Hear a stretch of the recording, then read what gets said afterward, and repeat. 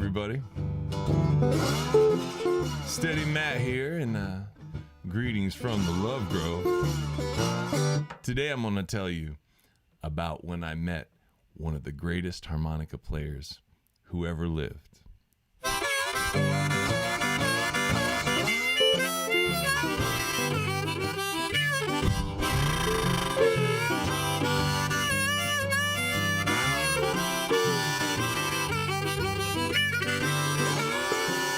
Well, I'm a rock star, making $50.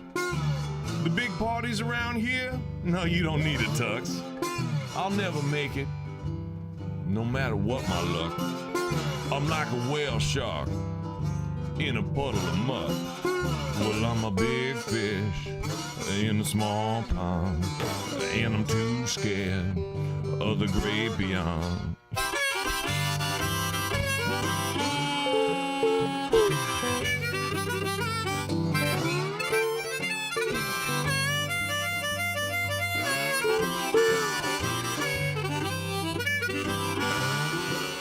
Well, everybody knows my name in that smoky bar. Within city limits, oh, I'm the biggest star. You know what they say, if you can't make it here, then go to Nashville and face your fishy fears. 'Cause you're a big fish in a small pond, and you're too scared of the great beyond. Yeah, I'll never forget the night I met Pat Ramsey. See, I was a big fish in a small pond in West Virginia, and in that small pond, well, everybody started swimming over to the Spoke at night. You know, the Spoke was the spot, at least as far as music was concerned, and I was a big fish at the Spoke. You know, I was the gills, I was the fins, I was the tail. Man, I was a goddamn hillbilly tuna, man. At least I thought I was. Until one night, while I was stumbling over to the Spoke, maybe listening to a little music, and I heard this harmonica.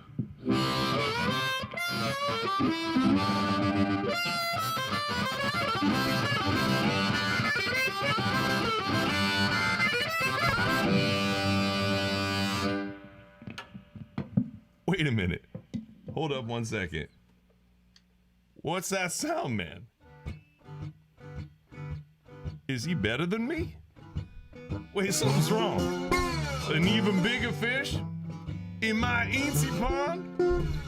I brought out the ruler, and his was twice as long. Who is this guy? And when's he gonna be gone? 'Cause I'm a big fish, and this is my pond, and there ain't room for us to get along.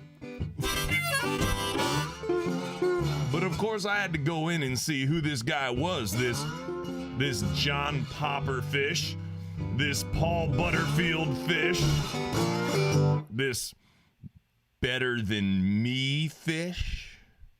So I opened up the door and I was expecting this huge scene, and the Spoke was dead. There was nobody sitting at the bar, not even one regular. There was nobody playing the video poker machines. I mean, I was the only guy in the bar as I walked in. Wow, man. I mean, just all there was just a little three-piece blues band on the stage, and this short, white, bald guy just blowing the living hell out of the harmonica.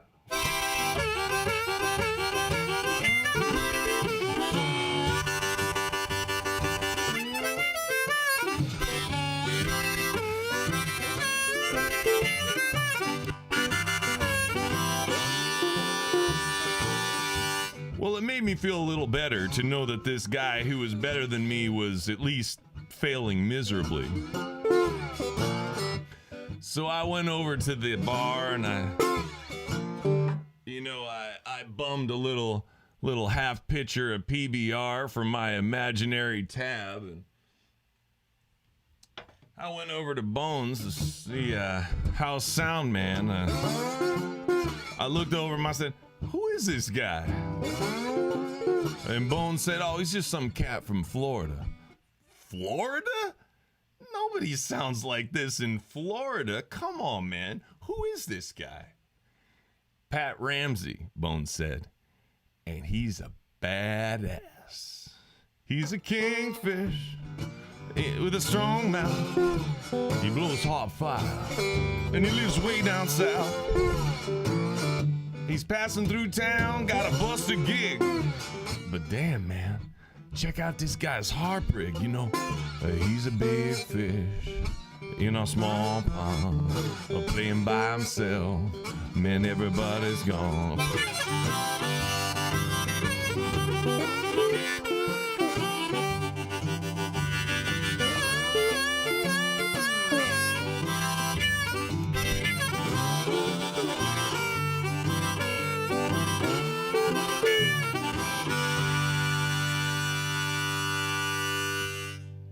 Bones looked at me and he was like, man, this guy is a real badass.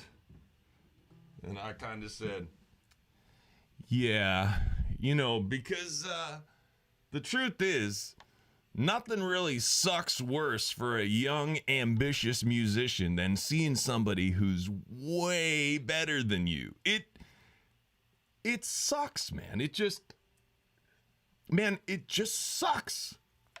Man, he's a badass, isn't he, Bones said? Yeah. Yeah, he's the man. Now, after Pat's set, he walked off the stage. It was still just me and Bones, the only two guys in the bar. So Pat walks up, and he's a pretty unassuming guy. He was dressed very much like I'm dressed today. He had just jeans, a black shirt, a little black bowler hat. And perhaps the most striking thing about Pat is that he was completely bald, you know. So of course, being a little punk, when Pat walked up, I said, "Hey, man, I like the shaved dome." And Pat looked at me and he said, "Yeah, man, chemo's a gas." Oh, man. I'm sorry, man. I didn't know that. Pat said, "Oh, no, it's okay, man. Everybody's got to die." Well, yeah, man. Yeah, I guess that's true. Well, Pat, maybe you could tell me something about maybe some advice you would give to a young musician? And Pat, without any hesitation, looked right at me and said, "Quit that." And he pointed to my pitcher of beer. What? You want me to quit drinking beer? Next thing you're going to do is tell me I should stop smoking weed. You shouldn't smoke anything, Pat said.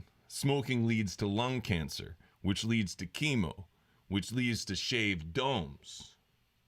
All right, man. Okay. Well, let's try and lighten it up a little bit. Maybe, Pat, you could tell me a little bit of what maybe music advice you might give to somebody. Would you give some music advice to me? I'm a young guy. I'm trying to play the blues and harmonica. And Pat said, okay. Well, he said the most important thing you need to know is that they're going to discriminate against you because you're white. What? They're going to discriminate against me because I'm a white guy playing the blues? I mean, that just seems crazy. I mean, what if a black guy wants to play Kenny G? I mean, is that a problem? Well, Pat said, I don't know. If it ever happens, I guess we'll find out. Baby Asians, all persuasions, Africans and all Caucasians, everybody can sing the blues. Mexicans, Canadians, Australians and Arcadians, oh, everybody can sing the blues.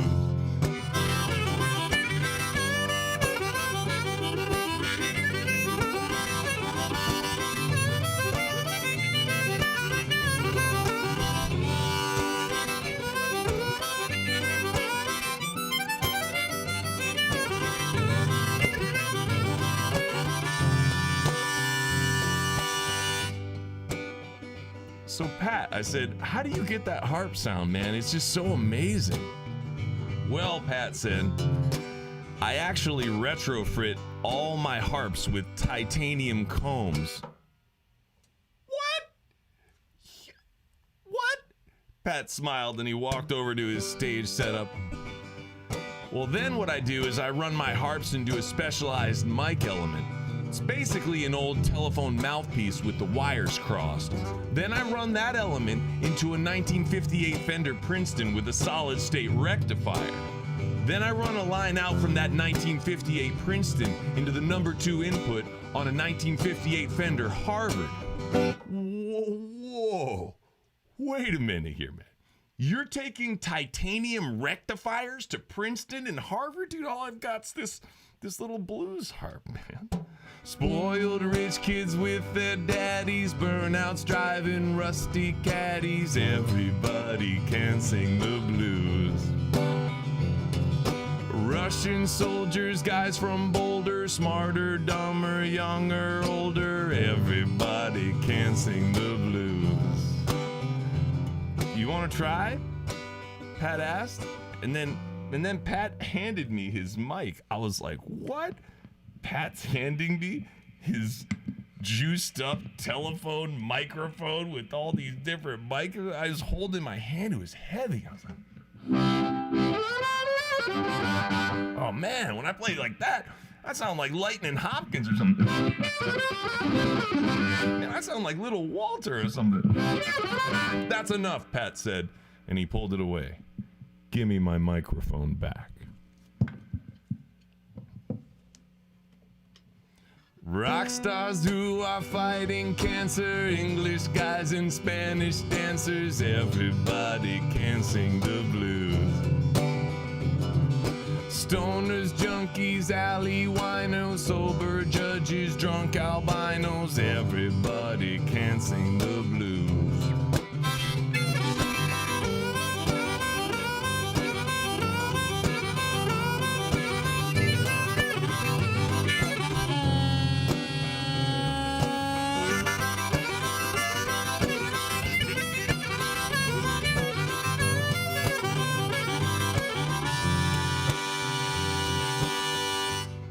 So I sat there for hours listening to a private concert by Mr. Pat Ramsey. It was incredible. There were all those hollow notes and those slow builds. I could hear him thinking, planning out how he was going to get to the big note in his solo. I could feel my own playing changing as I listened to him. I set down my beer. I looked over at Bones. I was like, man, listening to this guy play harmonica is like... And Bones looked at me and he said, you know what? This isn't music. This is church. We are gathered here together in the eyes of the Lord to pay homage to one of the greatest harmonica players the world has ever known, Mr. Pat Ramsey.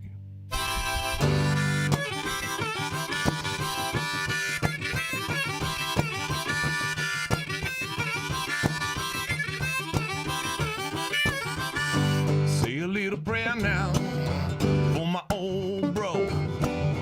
Never really was a preacher, but he sure knew how to blow. Taught me about music, didn't say much about God. See, the thing about music is it's all that I got. So sit in the pews and listen to my play. I said sit in the pews and listen to my play. I said sit in the pews and listen to my play while I scream hallelujah.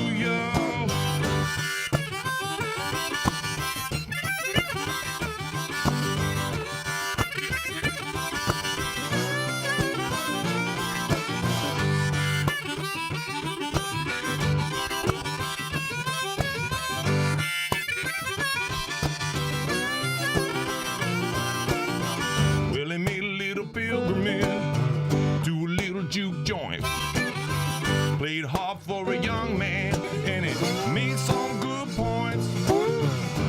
Taught me about music, didn't say anything about God. See, the thing about music is it's all that I got. So sit in the pews and listen to my play. I said sit in the pews and listen to my play. I said sit in the pews and listen to me play while I scream hallelujah.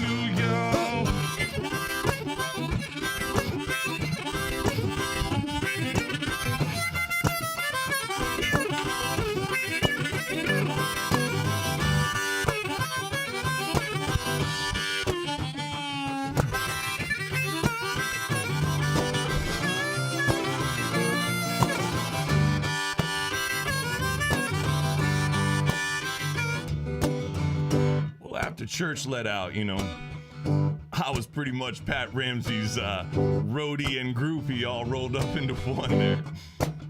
So I helped him load out, and Pat let me carry his 1958 Princeton out into the touring van. "Hey, Matt," Pat said, I got an extra amp. I got a 1958 Princeton, but it needs to have a rectifier retrofitted in there. I mean, if you can retrofit a rectifier into a 1958 Princeton, I'll give you my amp." Wow. I couldn't believe it, man. Pat Ramsey was willing to give me his 1950s amp. I was just some cocky kid in some juke joint in West Virginia. And he was willing to give it to. I mean, I should have said yes, but I didn't. Back in those days, I could hardly rectify myself, let alone a vintage amp with Ivy League grooming. Well, he started his engine and he drove away. But he started my engine, made me want to learn how to play now. Started working on the reeds now, blowing down in the combs. Yeah, when I'm blowing harp, y'all, that's when I'm at home. So sit in the pews and listen to my play. Sit in the pews and listen to my play. Sit in the pews and listen to my play while I scream hallelujah.